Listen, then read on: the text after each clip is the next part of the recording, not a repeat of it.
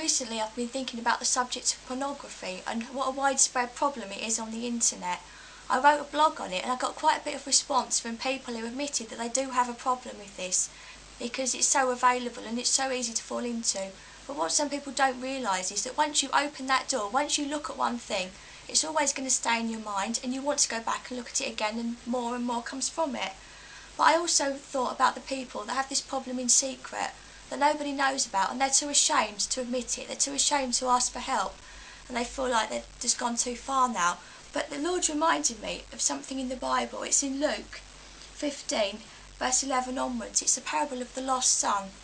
Notice he's called lost rather than bad because he went way off track.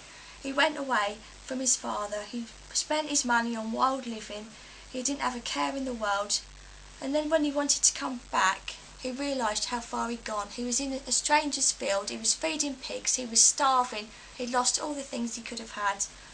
But when he wanted to come back, his father was waiting for him. I just want to say that if anybody feels like that, if you have got a secret that you think is going to keep you away from coming to God as a father, he knows about it and he's going to welcome you back anyway. All you need to do is face up to it, ask him to help you, and he will, because Jesus came to set the captives free. And if you're bound by an addiction, that means you, and Jesus can set you free. But if you don't deal with that, it's got the potential to ruin your life. But if you do, your life will be transformed by Jesus Christ.